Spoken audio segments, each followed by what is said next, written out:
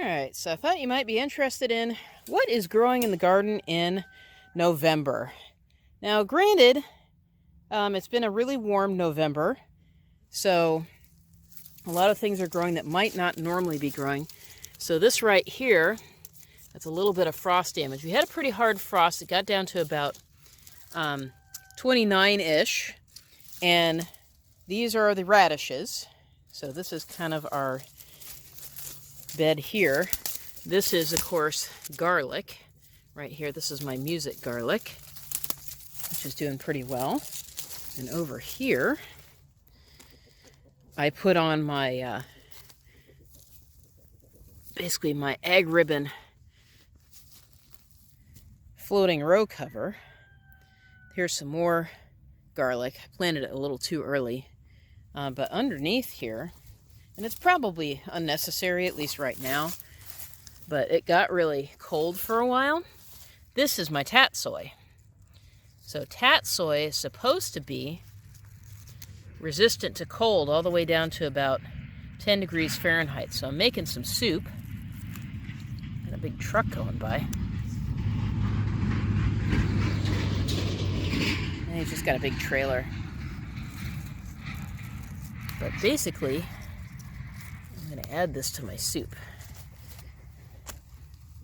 So you can see underneath here, this is this much bigger Tatsoi. Looks like we're getting a little bit of slug damage, if I were to guess. And you may notice we've got a couple new roosters, which I may do a video on later. But that's the Tatsoi. These are the carrots, and I pulled up a few earlier, but they're doing pretty well.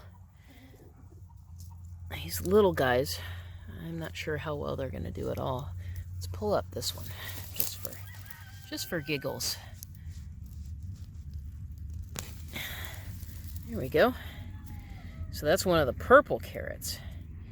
I got some red. I've got some orange carrots on this side. Here we go. This one looks pretty good. There we go. It's only a little goofed up looking. That's pretty cool. So yeah, this is November. These are my November carrots. Not too bad. I'll have to look up the varieties, but basically these are both F1s. I might keep a few to try to save seeds, but usually F1s are not good to save seeds from. You get a lot of variation. But I'm not pulling them all out at once, as I've still got a fair number to go. And basically I'm just, since I don't have very many, I'm just taking them and rinsing them off and munching on them. And that's pretty much it. So right here, we've got our kale. So the kale's gotten really tall, and some of it's actually fallen over. Everything else in the bed pretty much is dead. There's a few volunteer arugula and some volunteer radishes that have come up. But that's pretty much it. So there's a little bit of edible stuff. This bed, of course, is completely empty. I've ripped everything out. This bed, I'm in the process of ripping things out. So this is one of the two tomato beds. And under here, I've got some more radishes underneath. Oops. And basically this floating row cover is just protecting them from a little bit of frost. Just extending the season just a tiny little bit. We had a really big windstorm, so it kind of, a while back, kind of made the floating row cover a little funny. But yeah, we've got some old tomatoes. If the chickens would come in here, they could eat those. But everything else is pretty much dead. The okra is dead, of course.